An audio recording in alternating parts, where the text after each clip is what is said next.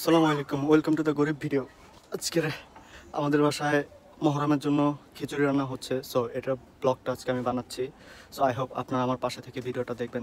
এই খাবারের আয়োজনটা প্রতি বছর আমাদের বাসায় করা হয়, এটা আমি ছোট থেকে দেখে আসছি। সো এটা এখন আমরা করছি। তো এবারের আয়োজনটা একটু বিশাল। এবারে প্রায় না 3 পাতিল রান্না করা হবে, বিশাল পাতিলের। সো বুঝতেই পারছেন অনেক মানুষের আয়োজন। সো আপনারা ভিডিওটা দেখতে থাকুন। তো প্রতিবারের মতোই এবারও আমার খালতো ভাই সেলিম ভাই সে রান্না করছে, অ্যান্ড তার হেল্পিং হ্যান্ড হিসেবে আমি আছি, ইভেন আমার একটা দুলাভাইও আছে।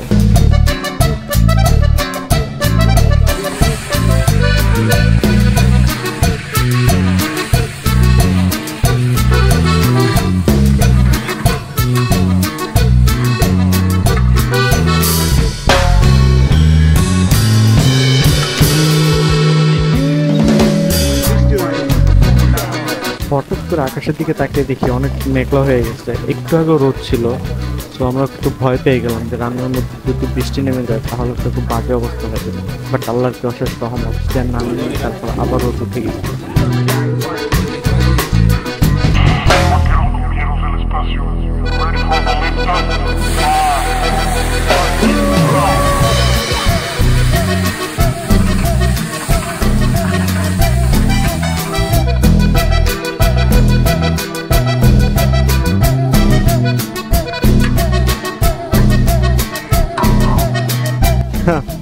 আমি সুদীপ সেনের যদি রান্নাতে হাত না দিই তাহলে কি সেই রান্না মজা হবে?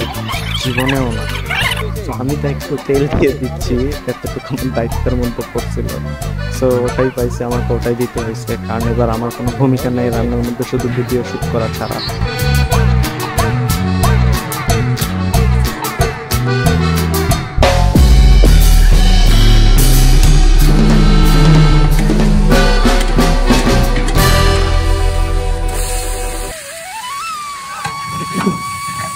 তবে মহরম চলে গেছে সেই কত আগে, আমাদের যুদ্ধের আগে, দেশ স্বাধীন হওয়ার আগে মহরম চলে গেছে। বাট তখন অবস্থা খুব খারাপ ছিল, দেশের অবস্থা, মন মানসিকতা একটুও ভালো ছিল না। তাই জন্য এডিট করা হয় নাই, এই ভিডিওটা আপলোডও দেওয়া হয় না। তো দেশ সবকিছু শান্ত হওয়ার পরে, দেশ স্বাধীন হওয়ার পরে এই ভিডিওটা এডিট করতে বসছি। তো আপনারা বুঝতেই পারছেন যে এত দেরিতে লেট আপলোড। তো আপনারা বুঝতেই পারছেন এত দেরিতে কেন ভিডিওটা আপলোড দেওয়া হচ্ছে। যে মহরমের ভিডিও এতদিন পরে এসে ভিডিও আপলোড দিচ্ছেন, এটা কেমন? তো this is the reason why আমি এত দেরিতে গিয়ে ভিডিওটা আপলোড দিচ্ছি। আর আপনারা এই ভিডিওটা দেখে কেমন লাগলো আমাকে জানাবেন। আপনারা আমার পাশে থাকবেন, যারা চ্যানেলটা সাবস্ক্রাইব করেছেন, যারা করেননি সবাই সাবস্ক্রাইব করবেন। ভিডিও কেমন লাগে একটু জানাবেন। আপনারা যদি আমাকে তাহলে ভিডিও করতে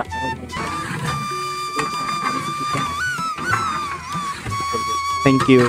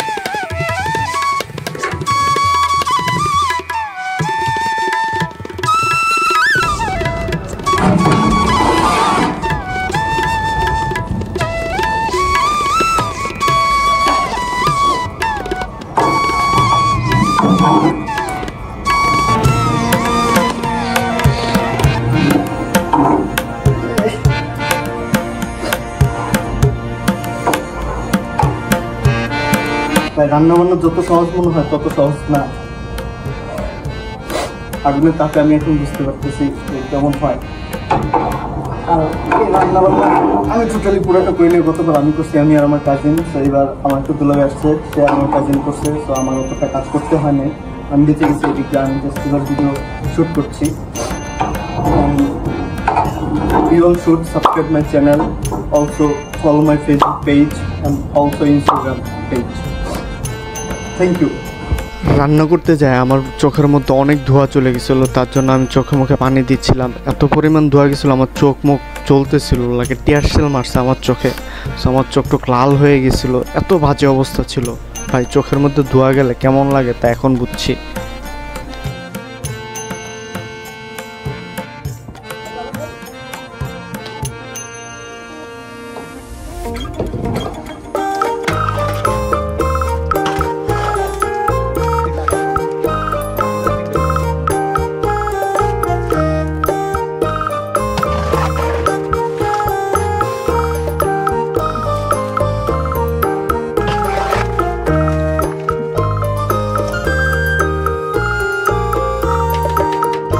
এই মাংস কষাটা দেওয়ার পরে আমাদের রান্না মোটামুটি শেষ হয়ে যাবে, কারণ এটা দেওয়ার পরে বেশিক্ষণ রান্না করতে হবে না, তারপর আমাদের নামিয়ে নিতে হবে। এই মাংসটা দেওয়ার পরে 5 থেকে 10 মিনিট আমরা রান্না করব, তারপর একটু আগুনের ভিতর রেখে দিব। আগুন থেকে নামানোর পরে আমাদের পরিবেশন করার পালা হয়ে যাবে। আর এর মধ্যে আমাদের মানুষ যত যারা খেতে আসে প্রতি বছর তারা চলে আসবে। তো আপনারা দেখতেই পারবেন কত মানুষ আসে। আর সত্যি কথা বলতে আমার খালাতো ভাইয়ের অবস্থা খুব বাজে হয়ে গেছিল, কারণ 3 পাতিল রান্না করা, তাও এত বড় বড় পাতিলের খাবার রান্না করা, এটা মুখের 4টেখানে কথা না। তো আপনারা বুঝতেই পারছেন কি একটা বাজে অবস্থা হতে পারে। আমি পাকনামি করে এটা ধরতে গেছিলাম, ছেঁকা খেয়ে আসছি।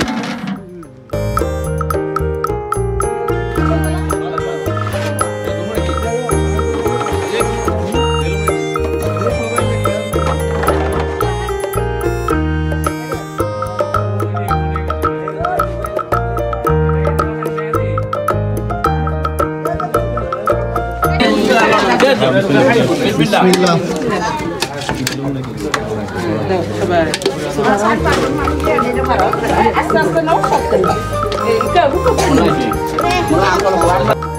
তো সবাইকে খাবার দেওয়া শুরু হয়ে গেছে, সবাই খাবে এখন। আর আপনাদের কাছে ভিডিওটা কেমন লাগলো একটু কমেন্ট করে জানাবেন। আপনারা কমেন্ট করে জানালে আমার ভিডিও করতে আরও উৎসাহ পাবো।